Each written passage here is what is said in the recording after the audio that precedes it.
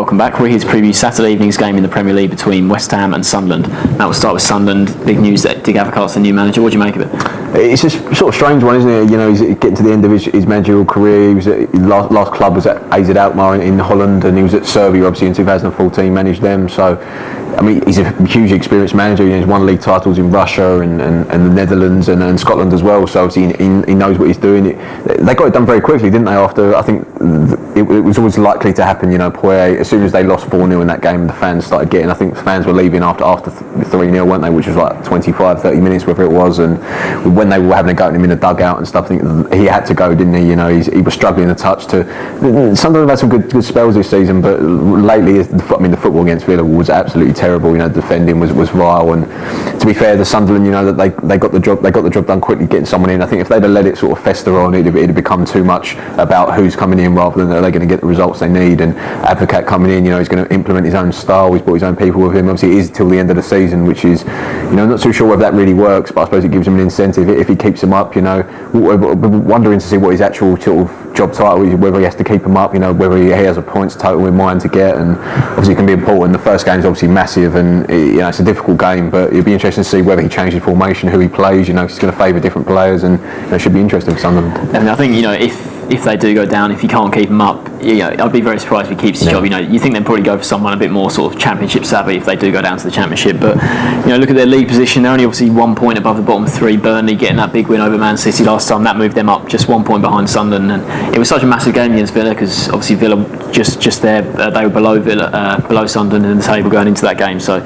it was a huge fixture, and they just completely flopped. And they were so disappointing from Sunderland's point of view. I think Poirier, you know, he wouldn't have been that surprised to see himself go after that because, yeah, like you mentioned, the defending was awful, and you know, now they've really got to focus on these next few games because you look at the league table, sides like Burnley, you expect QPR, they'll still pick up a few wins. You know, there's a lot of quality in that QPR. So I think Leicester, they're beginning to get cut adrift. You know, even though they've got a game in hand, I think Leicester probably, you know, they're almost definitely down now. But the other two, I could see them catching Sunderland unless they sort their act out quickly because it's so tight down there. You know, you look at the goal difference, every side has got basically the same goal difference. So, you know, a win, you know, a big win here or there could just make a big difference for any of the teams.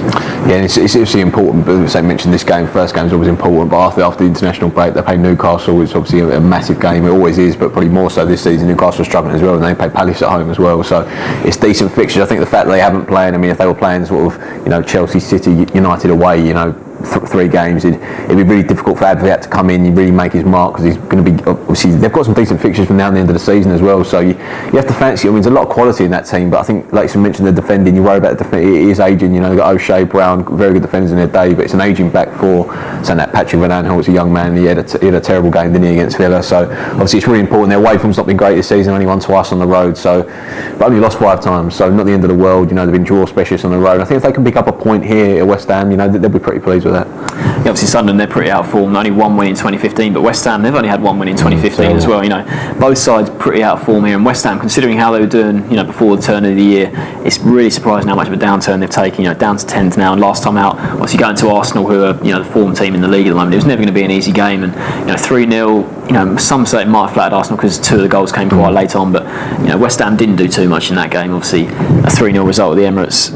It's not the worst result because Arsenal, you know, they're right up there at the top of the table, but 3 defeats in a row now, and West Ham, they are struggling. You know, obviously down to 10th. At one point, you know, they looked like they might have been pushing, you know, top 4. Well, not top 4, but you know, if they could have had the incredible second half of the season, they might have pushed top 4. But they've gone the other way. You know, they started to drop down, and they're now in danger of dropping into the bottom half, which, considering where they were, is a massive disappointment. I think it was Boxing Day that they win the top 4. You know, and now they've dropped their 17 points off the top 4. Now, obviously, they're falling a million miles away from that. You know, and won in the last 7 league games. And I think the thing of Allardyce doesn't help the future. You know, whether he knows he's going to, you know, extend his contract, and I just don't think it helps. You know, no one's really sure because he's trying to put in plans for obviously the new stadium and the long-term future of the club. I mean, new players have been given contracts. You know, I think Tompkins has signed a new deal, Noble, this season, hasn't he? But you're just not too sure. You know, they've got sort of Alex Song's future at the end of the season. I think Valencia getting injured up front hasn't helped them, and Sacco, he had a really good run where he scored in a lot of games, didn't he? And he's gone off the boil. Obviously, the injury to Andy Carroll's obviously disappointing. Stuart Downing's gone off the boil, and they're really struggling at the moment, aren't they? I think if they finish around 10th, I think you've got to say that's a poor season, you know, from where they were,